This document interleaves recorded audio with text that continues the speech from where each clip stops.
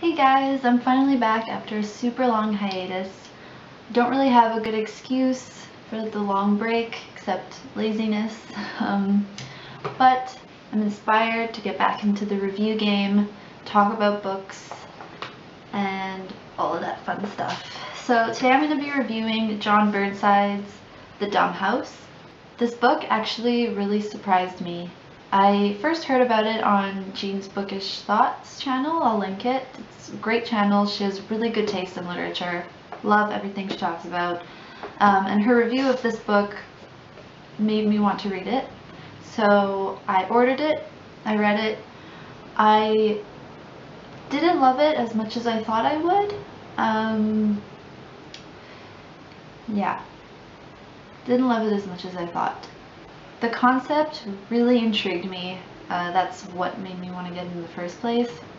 Basically, it's about a man who is really obsessed with the idea of language, where it comes from, how humans developed it, how they communicated before English as we know it evolved. So as a little kid, he does experiments on small animals and then eventually on his own children.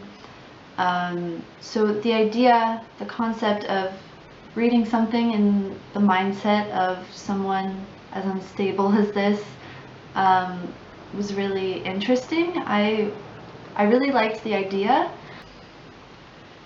There's one part of this book that really bothered me, and I'm not sure if it's the way he wrote it or if he did it purposely. It's really hard to pinpoint exactly what annoyed me about it because I don't know if he did it purposely or not. Basically, I didn't like the way that the main character thought about himself.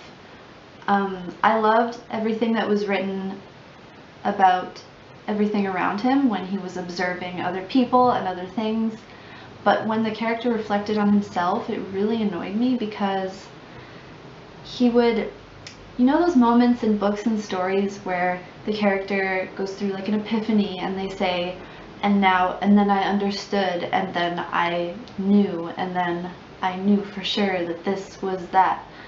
That only usually happens once or twice, maybe in one story, but for some reason, almost on every single page, this character says, and then I knew, and then I got, and then, like, it was really annoying. I don't know if it's because Burnside wanted this character to seem like a know-it-all, but I thought it was really not, like, he really did not need to write that way. So I need to read another one of his books to know for sure if it's his writing that I don't like, or if it's just the character that thinks he's, constantly going through epiphanies. So that kind of confused me and annoyed me, and it didn't really allow me to get that into the book. So that was really frustrating.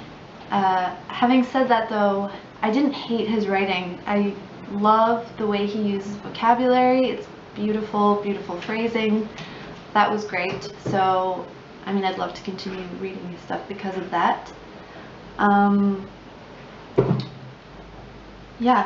Overall, it's a great read.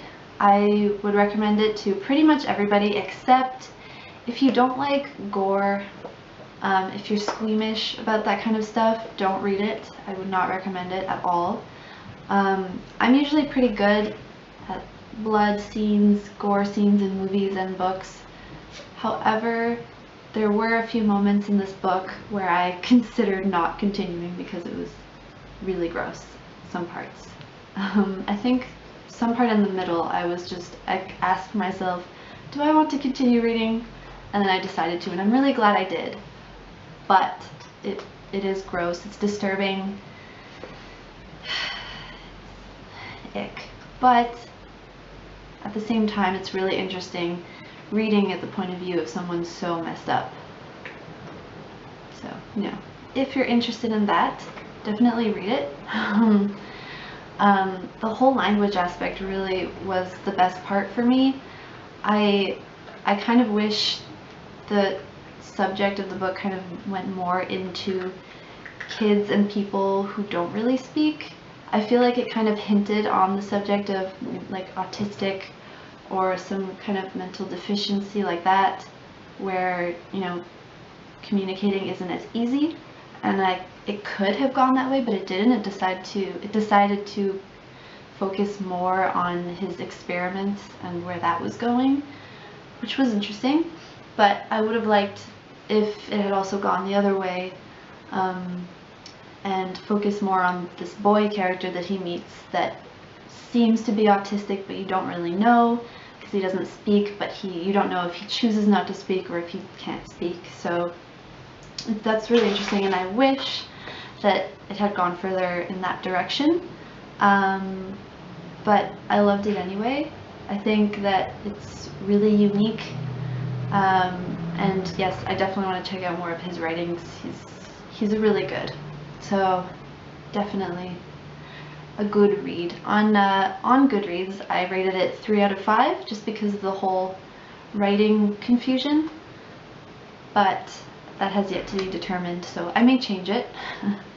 We'll see.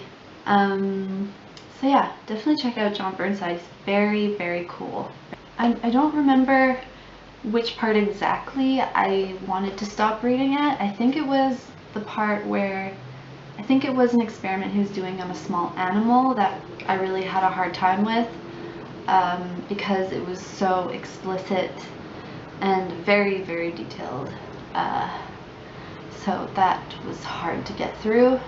But other than that, I mean, there are some very uncomfortable parts in this book. So, I mean, there are a lot, actually. Ugh. Very weird, very dark, very gritty.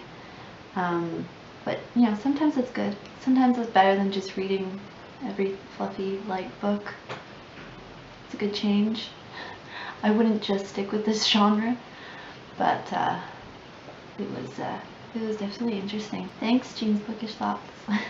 So now that I have more time on my hands, I definitely want to come up with more video ideas, and I want to have a new video at least once a week, so hopefully that'll happen, and hopefully I'll have some people with me doing some fun bookish activities.